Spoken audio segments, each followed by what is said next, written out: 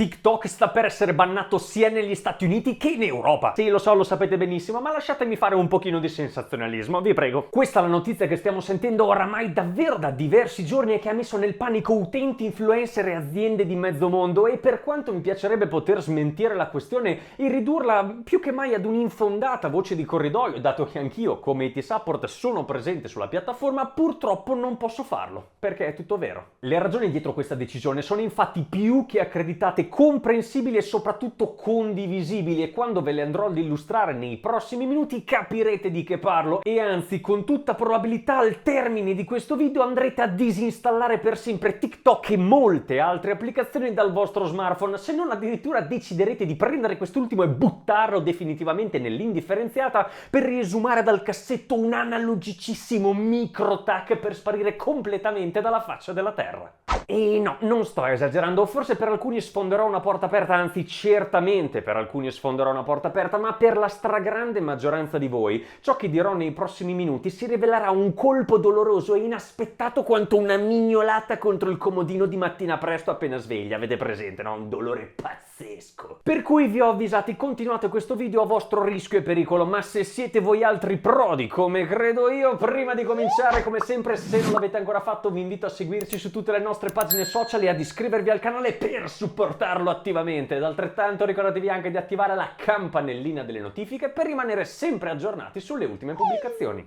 ogni giovedì ore 12:30.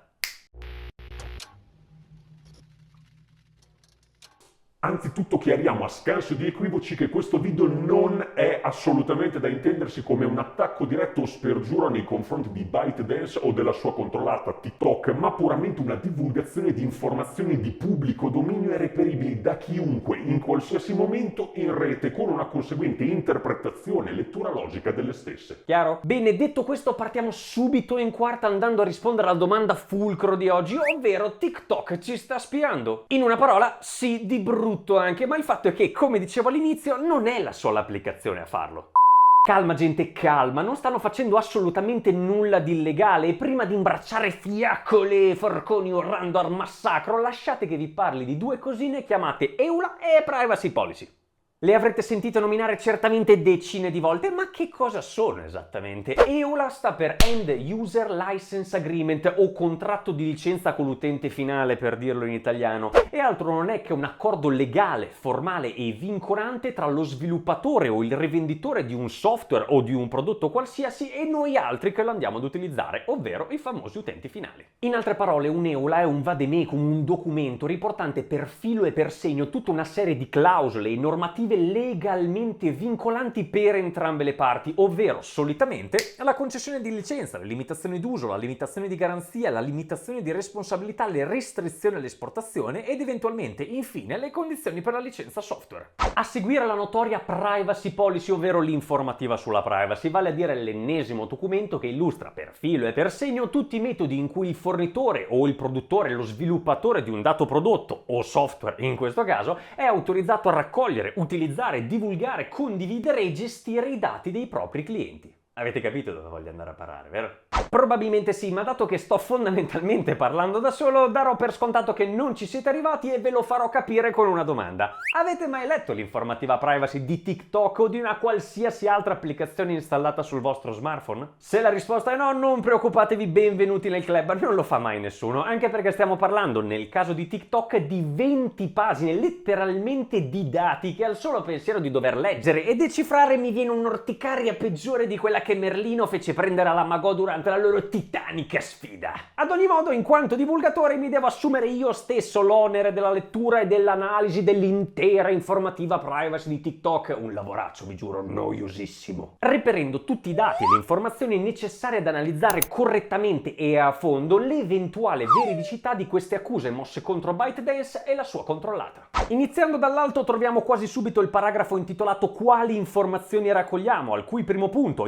informazioni da voi fornite spiegano come raccolgano le informazioni che appunto noi forniamo quando creiamo un account su TikTok, come data di nascita, nome utente, indirizzo mail e numero di telefono. Fin qui tutto ok, no? Nel senso, si tratta di normale profilazione, noi ci andiamo ad iscrivere ad un qualche servizio e quest'ultimo entra in possesso dei dati che noi stessi gli abbiamo fornito, un po' come quando andiamo a fare la tessera al supermercato. A seguire spiegano altrettanto come Mavà raccolgano i contenuti, sia audio che video, che pubblichiamo sulla piattaforma e non meno i commenti, ma soprattutto i metadati, ovvero come, dove, quando e da chi era stato registrato quel dato contenuto. E attenzione, si tratta di informazioni già presenti all'interno di quest'ultimo nel momento in cui viene esportato da una macchina fotografica, computer, tablet o smartphone, per cui nuovamente assolutamente nessuna violazione della privacy, ma un'ovvia gestione dei dati che noi spontaneamente gli abbiamo fornito per sperare di andare virali ed essere coperti di like, un po' come, lo ammetto, spera anche il sottoscritto. Ma ecco che passando oltre le cose iniziano a farsi un pochino più torbide, perché giungiamo nel paragrafo informazioni raccolte automaticamente, dove possiamo leggere della raccolta di informazioni tecniche, ovvero il modello del nostro dispositivo, il suo sistema operativo, gli schemi o ritmi di digitazione, l'indirizzo IP, argomento delicatissimo e fondamentale del quale abbiamo già parlato abbondantemente nel video ad esso dedicato, il quale ovviamente se vi siete persi vi lascio linkato sia on screen che in descrizione. E infine la lingua del nostro dispositivo, oltre a diagnostica e prestazioni, compresi i crash report e i log di performance. Punto quest'ultimo abbastanza discutibile da parte mia, ma sul quale preferisco sorvolare per dedicarmi adeguatamente al prossimo paragrafo riguardante le informazioni sulla posizione. TikTok infatti raccoglie anche informazioni proprio sulla nostra posizione approssimativa, a quanto dicono, in base alla scheda SIM e all'indirizzo IP del nostro dispositivo. Bubbole, dico io. Sfruttando questi dati, chiunque può sapere infatti perfettamente dove ci troviamo con una tolleranza davvero minima, altro che approssimativa. Ma ecco che passando oltre cominciamo ad arrivare al nocciolo del torbido frutto, ovvero alle informazioni provenienti da altre fonti, e qui davvero le cose iniziano a farsi interessanti. Gli inserzionisti e i partner condividono infatti con TikTok informazioni di vario genere come gli indirizzi email e le azioni che facciamo al di fuori dell'app, e alcuni di essi gli consentono di raccogliere queste informazioni direttamente dal loro sito web o app integrando gli strumenti di TikTok.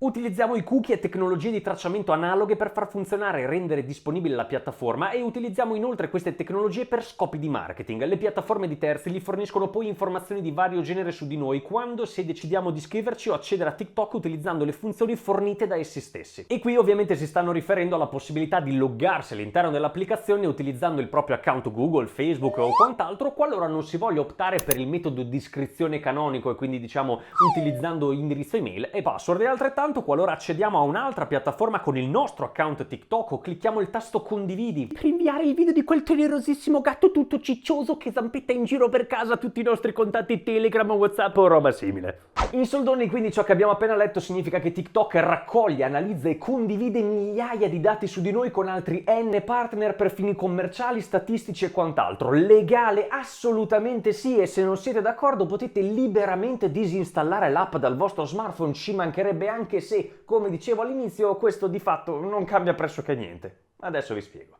Torniamo per un attimo indietro alla questione centrale del video di oggi. Che cosa sta succedendo in questi ultimi giorni? Che dapprima gli Stati Uniti, poi l'Europa e probabilmente a seguito anche l'Italia andranno a vietare a tutti i dipendenti pubblici o comunque coloro che rivestono posizioni di potere di rilevanza nazionale o internazionale di avere TikTok installata sul proprio smartphone governativo, tutti gli apparati governativi. Ma questo per quale ragione? Perché si crede, o meglio dire assolutamente si teme, che ByteDance, l'azienda che sta alle spalle di TikTok, possa sfruttare arbitrariamente i permessi che noi concediamo volontariamente o obbligatoriamente a questa applicazione nel momento in cui la andiamo ad installare sul nostro smartphone, per trafugare da esso documenti, file, musica, video, immagini e quant'altro, insomma quindi per fini di spionaggio. E che si tratti di un timore infondato o meno, e sia chiaro, io per primo propendo per una soluzione pacifica della cosa, sta di fatto, è un fatto più che mai assodato che in questo nostro XXI secolo le guerre non si combattono più soltanto con le armi da fuoco,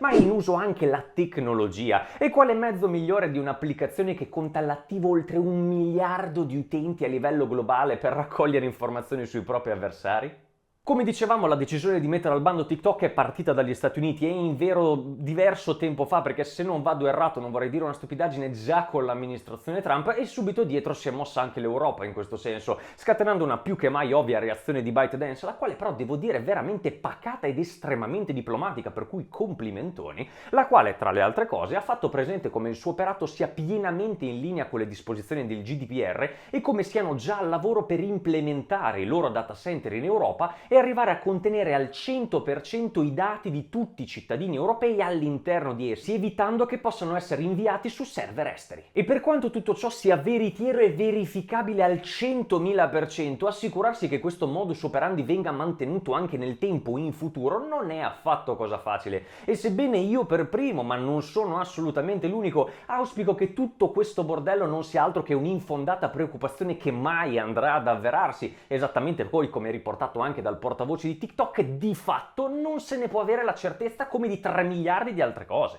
E arrivando al termine fondamentalmente di questo video, la cosa che mi ha lasciato più sbattezzato in assoluto e che devo dire lì per lì non avevo realizzato, ma è la chiave di volta per comprendere appieno questo enorme bordello, è che disinstallando TikTok anche da ogni smartphone europeo e statunitense e bannandolo da ogni store del pianeta, di fatto non si andrebbe a risolvere il problema, non si andrà a risolvere il problema. Questo perché questa applicazione TikTok passerà da una raccolta di dati mista e quindi sia attiva che passiva ad una prettamente quasi esclusivamente passiva, dato che saranno altri siti web, altre applicazioni ed altri portali a servirgliele su un piatto d'argento. E questo, attenzione, non lo dico io, ma quella famosa privacy policy che abbiamo letto poc'anzi, se avete fatto attenzione, al paragrafo informazioni raccolte automaticamente sotto gruppo cookie, nel quale fanno testualmente presente come tutti i dati che TikTok raccoglie attivamente su di noi, piattaforme, siti web ed altre applicazioni gliene condividono chissà quante nel momento in cui andiamo ad accettare i loro cookie.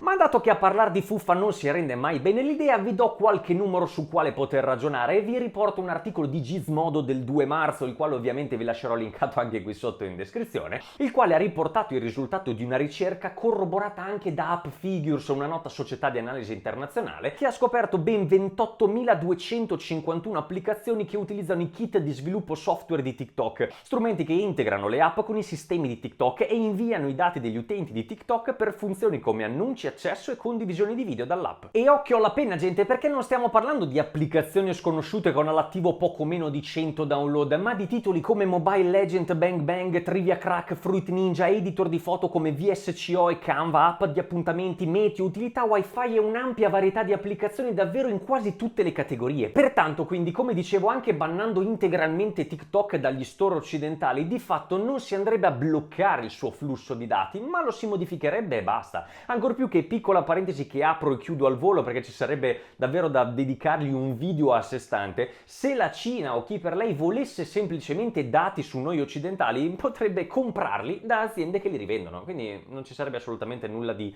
complesso e strano da fare con un'applicazione tipo TikTok. Certo, da dire poi che tutto questo per molta gente non è nemmeno un problema, né tantomeno qualcosa di cui curarsi, nel senso, come dicevo all'inizio, quanti di voi hanno mai letto anche solo una volta l'informativa privacy di una qualsiasi applicazione installata sul proprio smartphone? Ma praticamente nessuno, e lo dico, attenzione, con totale certezza. Quale utente medio si metterebbe a spulciare volontariamente pagine